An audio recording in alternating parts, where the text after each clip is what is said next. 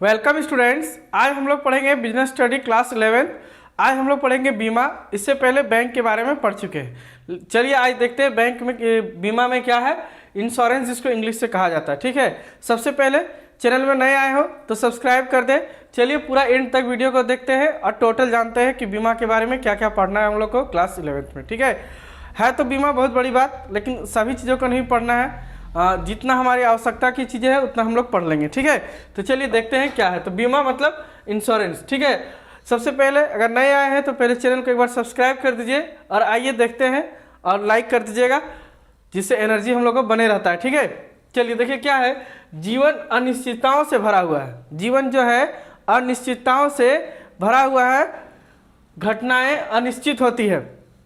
जीवन में जोखिम होता है, अतः बीमा एक ऐसी व्यवस्था है जिसके द्वारा किसी अनिश्चित घटना के घटने से होने वाली हानि को उन लोगों में बांट दिया जाता है जिन्हें यह हानि हो सकता है। यह एक प्रस्विंदा है अथवा समझौता है जो आपके प्रीमियम के बदले निश्चित प्रतिफल प्रदान करती है। कहने का मतलब है, देखिए जीवन तो सबसे बड़ी बात है। जीवन तो अनिश्चित, जीवन जो है अनिश्चितताओं का खेल है। जीवन आज है कल नहीं है, इसका कोई अता पता नहीं है।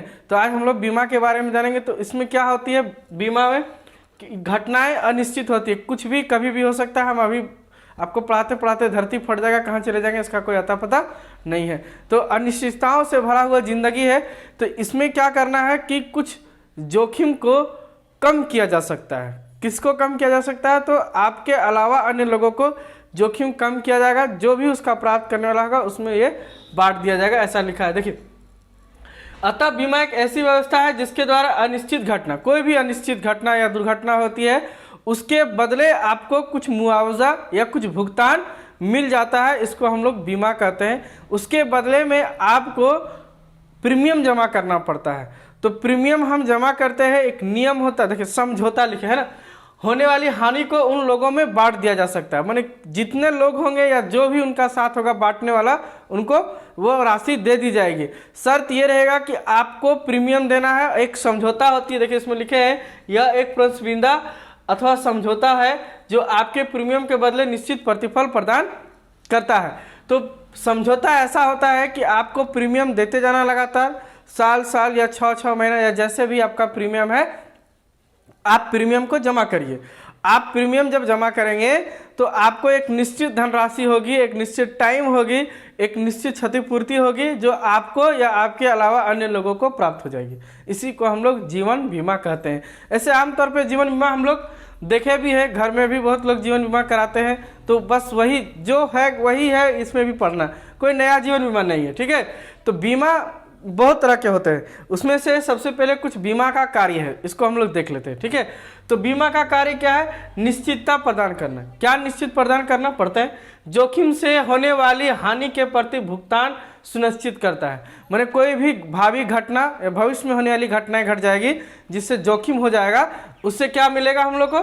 कुछ भुगतान मिल जाएगा, तो थोड़ा सा हानि रिकवर हो जाएगा। एक बात तो सत्य है सर, कोई अगर चला जाएगा, अगर कोई जीवन बीमा करता है, अगर कोई चला गया, वो वापस तो नहीं आ सकता, लेकिन कुछ धनराशि आ जाएगा तो फैमिली का कुछ स्टेटस रह जाएगा, बिजनेस कुछ भी करने के लिए उसके काम में लग जाता है। इसीलिए देखिए LIC है भारत में, लाइफ इंश्योरेंस पॉलिसी कहते हैं, जीवन के साथ भी और जीवन के बाद भी।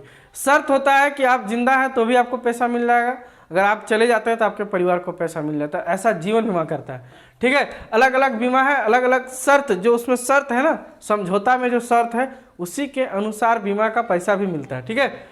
सुरक्षा है, बीमा एक संभावित हानि से बचाने के लिए सुरक्षा प्रदान करती है, घटना का क्षतिपूर्ति देती है। सुरक्षा यह प्रदान करती है कि कोई व्यक्ति या किसी तरह का बीमा किए हैं जिससे हानि हो जाएगा तो उससे क्या हो जाएगा, हम लोग को क्षतिपूर्ति, कुछ पैसा मिल जाएगा, तो हम लोग को सुरक्षा का कार्य कर देगा, ठीक है। नेक्स्ट है जोखिम को बांटना। यदि जोखिम वाली घटना घटित हो जाती है तो हानि होने वाले व्यक्ति में बांट दिया जाता है ना। अगर जो घटना में लिखा गया है या जो समझौते में लिखा गया है, जो एग्रीमेंट में लिखा गया है, अगर वो घटना घट जाती है तो जितना संबंधित व्यक्ति है या जो पाने वाला अधिकारी है उनमें ये बांट दिया जाएगा या तो दे दिया जाएगा। 4 नंबर पॉइंट लिखे पूंजी निर्माण में सहायक, या पूंजी निर्माण में सहायक होती है। बीमा करने से प्रीमियम राशि प्राप्त होती है, उसे कंपनी विनियोजित करती है, इन्वेस्टमेंट कर लेती है। कंपनी के पास जो पैसा आता है, जैसे LIC के पास बहुत सारा प्रीमियम का पैसा आता है, ये पैसा कहीं वो फिक्स कर देते हैं या कहीं इन्वेस्ट कर देते हैं या निवेश कर देते हैं, कंपनी में लगा देते हैं, उसी से उसको लाभ हो जाता है। तो इससे क्या होता है, पूंजी निर्माण हो जाता है। बीमा 2 प्रकार के होते हैं, एक है जीवन बीमा और एक है साधारण बीमा। एक है जीवन बीमा और एक है साधारण बीमा। ठीक है, साधारण बीमा कई तरह के होते हैं, अग्नि बीमा, फिर क्या कहते हैं सामुद्रिक बीमा, और भी कई तरह के होते हैं। तो साधारण बीमा भी पढ़ेंगे अभी और जीवन बीमा भी पढ़ेंगे। तो जीवन बीमा को इसी से जोड़ दीजिए आप कि जिसमें जीवन से जुड़ी हुई हो। आपका लाइफ का पॉलिसी कराया गया है, आप 18 या 20 साल के हैं, आप 30 साल तक अपना पॉलिसी देंगे या तो प्रीमियम देंगे। उसके बीच में अगर कोई घटित घटना हो जाती है तो उसके बदले जो भुगतान आपको परिवार को मिलेगा उसको हम लोग जीवन बीमा कहेंगे। ऐसा बात नहीं कि भारत में केवल LIC ही जीवन बीमा करती है, बहुत सारी कंपनी, बजाज है, ICICI है, बहुत सारे कंपनी भी बीमा करती है। तो चलिए आइए देखते हैं कि जीवन बीमा क्या है। जीवन अनिश्चित है, इससे भावी घटनाओं के प्रति निश्चित राशि प्रदान आपके परिवार को कराता है। मैंने कोई भी भविष्य में ऐसी घटनाएं हो जाती है, अप्रिय घटना जिससे नुकसान हो जाता है, जीवन चला जाता है, तो उससे आपके परिवार को भुगतान मिल जाएगा। इसमें कुछ सेवा और कुछ शर्त होती है। सेवा शर्त क्या होती है कि आपको प्रीमियम भरते रहना है। अगर आप प्रीमियम नहीं दिए हैं या उसमें जो समझौता हुआ है वो अगर पूरा नहीं किए हैं तो आपको ये राशि वंचित कर दिया जाएगा। सबसे पहले कहता है कि वैध अनुबंध, लीगल एग्रीमेंट होना चाहिए। तो आप लोगों को पढ़ने के लिए भी मिलेगा कि एग्रीमेंट क्या होता है, क्लास 11th में या इसके बाद कभी कहीं होगा सिलेबस में तो पढ़ने को मिल जाएगा कि अनुबंध क्या होता है। एग्रीमेंट में कुछ नियम होता है कि 2 पार्टी का होना जरूरी होता है, 2 मस्तिष्क का होना जरूरी होता है और भी स्वस्थ मस्तिष्क का होना जरूरी होता है। दोनों के बीच एक लिखित एग्रीमेंट होता है, दोनों एक दूसरे के बातों को, सेवा शर्तों को मानते हैं और एग्रीमेंट तैयार होता है। उसी प्रकार जीवन बीमा भी कुछ एग्रीमेंट होता है। देखते हैं फॉर्म भरा जाता है, दरअसल वो फॉर्म नहीं होता है, दरअसल वो एग्रीमेंट पेपर होता है जिसमें आपको नाम, पता, पति, पुत्र जो भी है सबका नाम भरना है, रिस्क कौन लेगा, कितना पैसा देना है, कितना महीना करके देना है, और नीचे में 8-10 जगह साइन करा दिया जाता है कि मैं इन सभी शर्तों को मानता हूं। कभी देखिएगा फॉर्म को पढ़ के, वो सारा एग्रीमेंट है, आप एग्रीमेंट में साइन कर रहे हैं। मान लीजिए LIC का एक पॉलिसी लिए है तो LIC वाला कंपनी के साथ आपका क्या हो रहा है, एग्रीमेंट हो रहा है। आप उन निम्न शर्तों को मानते हैं और अनुबंध को पूरा करते थे। एक वैध अनुबंध होना जरूरी है। ठीक है, दूसरा है बीमाकर्ता का योग्य होना। बीमाकर्ता योग्य होना चाहिए। अब बीमार आदमी LIC करा लेगा, जानता कल मरने वाले आज करा लेते हैं, ऐसा नहीं होता है। उसमें योग्य व्यक्ति होता है, 18 साल से ऊपर हो, पागल नहीं हो, पूरी तरह से बीमार नहीं, पूरी तरह से बीमार नहीं हो। जो उसका शर्त होता है बीमा कंपनी का, उस शर्तों पे तैयार होना चाहिए।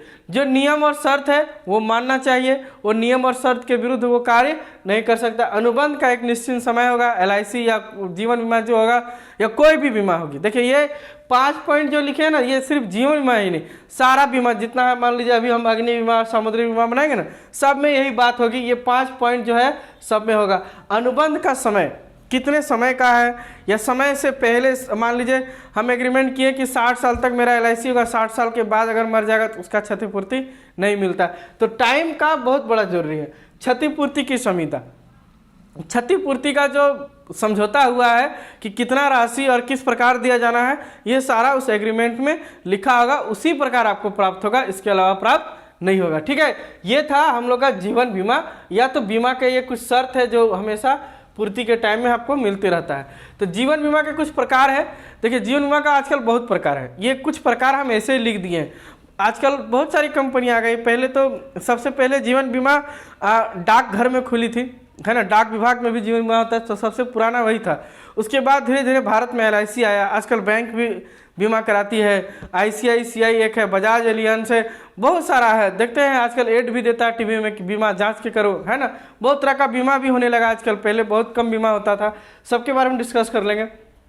बीमा के प्रकार तो आजीवन बीमा, आजीवन बीमा मैंने अपने जीवन का टोटल बीमा कर दिया, तो लोगों का जीवन का वैलिड 60 साल या 70 साल है, इससे ज़्यादा का बीमा होता नहीं है। बंदोबस्त जीवन बीमा, बंदोबस्त का मतलब है कि 20 साल का भी करा सकते हैं आप, 30 साल का भी करा सकते हैं।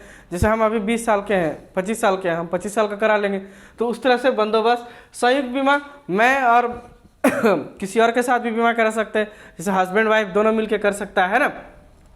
वार्षिक वृत्त पॉलिसी, आप पॉलिसी जो है 6-6 महीना में, 1-1 महीना में,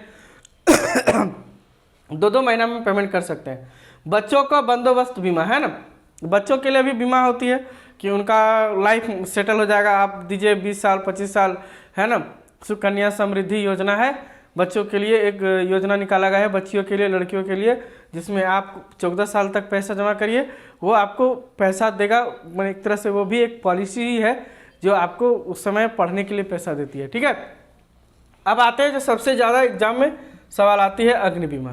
तो अग्नि बीमा ऐसे नाम से ही पता चल रहा है, एक ऐसा समझौता है जो एक निश्चित समय में वस्तु, मकान, फर्म आदि के अग्नि दुर्घटना पर क्षतिपूर्ति करता है। मतलब ऐसा समय पे आप किसी वस्तु या सामान या घर या गाड़ी कुछ भी हो, उसका आप अग्नि बीमा करा सकते हैं। वो क्या करेगा, उसके बदले क्षतिपूर्ति देगा। लेकिन इसका जो शर्त है वो LIC के शर्त से बिल्कुल भिन्न होता है। क्या शर्त है, इसमें एक मुश्त राशि या किस्त आप एक बार में भी पेमेंट दे सकते हैं और प्रीमियम जो है किस्त में भी जमा कर सकते हैं, लेकिन यह केवल 1 वर्ष तक ही मान्य होता है। प्रत्येक साल आपको अलग अलग करके कराना पड़ेगा। क्या कराना पड़ेगा, प्रीमियम कराना पड़ेगा, और प्रत्येक साल अलग अलग अग्नि बीमा कराना होगा। लेकिन इसका भुगतान ऐसे नहीं मिल सकता है। अब मान लो हम अपना गुड्स का, मैंने अपना सामान का हम करा लिए बीमा और अपने आग लगा दिए, मांगने चल गए कंपनी से, तो ऐसी नहीं हो सकती है। इसके लिए बहुत नियम और शर्त लगा होता है। तो कुछ क्या है, निम्न शर्तों पर भुगतान देगी। हानि वास्तव में हुआ हो, जानबूझ के नहीं लगाया गया हो या कोई लगा नहीं दिया हो, दुर्घटनावश हो और जानबूझकर ना की गई हो। अगर ये तीनों अगर जानबूझकर किया गया होगा तो आपको 1 रुपया भी नहीं मिलेगा। कई बार देखिएगा लोग जानबूझ करके दुकानों में इंश्योरेंस करा लेते हैं और आग लगा देते हैं, जिससे उनको क्या होता है, भुगतान मिल जाता है। उस समय उनका भी इंस्पेक्टर होता है या बहुत सारा क्रियाकलाप होता है, तो ये उन लोग का काम है, वही लोग को छोड़िए। तो वास्तविक में हानि होनी चाहिए, आप जबरदस्ती खुद से नहीं कर सकते। इस तरह का बीमा को हम लोग कहते हैं अग्नि बीमा। अग्नि बीमा में आपको फिर कोई पैसा नहीं मिलेगा, जैसे LIC में होता है कि आप जमा करिए, आप जिंदा रहिएगा तो भी मिलेगा, मरिएगा तो भी मिलेगा, उसमें नहीं मिलेगा जी। उसमें दे दीजिए सिर्फ, और फिर पैसा नहीं, अगर हो गया घटना तो आपको मिलेगा, ठीक है। अब है सामुद्रिक बीमा। देखिए बहुत लोग कराता है अग्नि बीमा, क्योंकि जिसके पास बहुत सारा स्टॉक है, सामान है, और कुछ घटनाएं कभी कभी अप्रिय हो जाती है, हाँ, तो उसके लिए बीमा कर दिया जाता है, ठीक है। ये है अग्नि बीमा। शर्त सब में यही रहेगा, वैध अनुबंध, एक अनुबंध का होना चाहिए, समझौता होना चाहिए, बीमा करता योग्य होना चाहिए, नियम एवं शर्त का मानना, अनुबंध का समय और क्षतिपूर्ति की संविदा, किस प्रकार और कितना हानि मिलेगा, ये सारा रिकॉर्ड होना चाहिए, ठीक है। अब है सामुद्रिक बीमा। देखिए समुद्र से हम लोग का यातायात होता है, विदेशों से सामान बेचा जाता है और लाया जाता है। ऐसा अनुबंध है जिसके तहत बीमाकार समुद्री जोखिम के विरुद्ध तय रीति एवं तय राशि तक की क्षतिपूर्ति प्रदान करता है। मतलब ऐसा है कि समुद्र में सामान ले जा रहे हैं या ला रहे हैं, उसके बीच में जो नियम या रीति पे आपको तय किया गया है, अगर उसमें कुछ दुर्घटना हो जाती है तो आपको उसके प्रति क्या दिया जाएगा, क्षतिपूर्ति दिया जाएगा। जैसे बहुत तरह की है, आप जहाज़ का ही बीमा करा दीजिए। कई बार जहाज़ डूब जाता है, टाइटैनिक जैसा बड़ी जहाज़ें डूब गई तो जहाज़ क्या है, तो जहाज़ उड़ जाता है, टूट जाता है, डूब जाता है, तो उसका भी बीमा करा सकते हैं। जहाज़ में जो माल जा रहा है या वस्तु जा रहा है उसका बीमा करा दीजिए। हो सकता है जहाज़ आया ही नहीं, समुद्र में बह गया, डूब गया, टूट गया, फूट गया, तो सारा का वो जो नियम वही रहेगा, 5 नियम यही रहेगा, वैध अनुबंध, योग, नियम एवं शर्त दोनों मानेगा। और भाड़ा का बीमा, कई बार भाड़ा का भी बीमा हो जाता है, जैसे कि आप रेलवे में आजकल ट्रेवल करिए, देखिए आपका इंश्योरेंस कर देता है रेलवे, है ना। आप यात्री हैं तो आपका भाड़ा का बीमा कर दिया वो, तो ये सब भी होता है। ये समुद्री बीमा ये सब होता है। आप खुद भी लिख सकते हैं जहाज़ का बीमा। जहाज़ को अगर कोई दुर्घटना या किसी प्रकार का घटनाएं घट जाती है तो उसके बदले जो राशि दिया जाएगा वो जहाज़ बीमा है। माल बीमा, भाड़ा बीमा, ये सब एक ही परिभाषा में यहाँ परिभाषित कर। बीमा का जो परिभाषा है सिर्फ जहाज लगा दीजिए तो वही हो जाएगा, ठीक है। अब भारत में जो है और भी कई तरह की बीमाएं हैं, उसके बारे में भी चर्चा कर लेते हैं। एक बीमा है असाधारण में कि जिससे हम लोग मोटर वाहन का बीमा कराते हैं। तो मोटर वाहन का भी बीमा का एक निश्चित समय होता है, सारा यही बात रखना, निश्चित समय होता है, निश्चित तारीख होता है, उस समय में आपको उसका क्या करना है, बीमा कराना है, और वो एक निश्चित टाइम तक वैलिड होता है, उसमें आपको कोई फिर रिटर्न भुगतान नहीं मिलता है। तो वाहन बीमा होती है, फिर दुर्घटना बीमा होती है, दुर्घटना बीमा भी होता है, उस समय पैसा आपको रिटर्न नहीं मिलेगा, जैसे LIC में जीवन के साथ भी और बाद वाला भी नहीं रहता है। उसके बाद आपको फसल बीमा है, किसानों के लिए है, आप फसल बीमा कर दीजिए, लेकिन उस समय रिटर्न नहीं मिलेगा, आप जितना लगा दिए सिर्फ, ठीक है, रिटर्न नहीं आएगा, उसका एक अलग अलग शर्त है। तो कुछ बीमा इस तरह भी है, जैसे आपको बता दिया फसल बीमा, मोटर बीमा मैंने मोटर कार, मोटरसाइकिल वगैरह वगैरह कार का जो बीमा होता है वो, और दुर्घटना बीमा, ठीक है। अब भारत सरकार हाल ही में 3 योजना लाई है, इनके बारे में जरा चर्चा कर लेंगे तो आज का टॉपिक क्लियर हो जाएगा और नेक्स्ट डे हम लोग पढ़ेंगे, ठीक है। तो सबसे पहले अगर लाइक नहीं किया हो तो एक बार लाइक कर दीजिएगा, एनर्जी बन जाती है। तो अटल पेंशन योजना क्या है? अटल पेंशन योजना 18 से 40 साल के व्यक्ति तक क्या कर सकते हैं, पैसा जमा कर सकते हैं। क्या करना है, बुढ़ापे में पेंशन मिलेगा, 60 साल के बाद 5,000 रुपये पेंशन मिलेगा, है ना। अच्छा पेंशन तो गलत लिखे हैं, ठीक है रहने दीजिए, जो लिखा गया। 210 रुपया प्रति माह आपको क्या करना है, प्रीमियम देना है। 210 रुपया प्रति माह आप अगर देंगे और 40 साल तक अगर जमा कर देंगे तो आपको क्या मिलेगा, 5,000 रुपया पेंशन मिलेगा बुढ़ापे में। ये केंद्र सरकार का नियम लगाया गया है, 1 मई 2005 से ये तीनों नियम लगाए गए हैं, ठीक है। प्रधानमंत्री सुरक्षा बीमा, इसमें 12 रुपया प्रति साल आपको देना है, 2 लाख रुपये का दुर्घटना बीमा आपका वो करेगा, बैंक करेगा, किसी भी सेविंग अकाउंट में ये हो सकता है, ये सारा किसी न किसी सेविंग अकाउंट में हो सकता है। प्रधानमंत्री सुरक्षा बीमा 12 रुपया प्रति वर्ष, साल में एक बार आपको 12 रुपया लगेगा और आपको 2 लाख तक का दुर्घटना बीमा देगी। कौन देगी? सरकार देगी।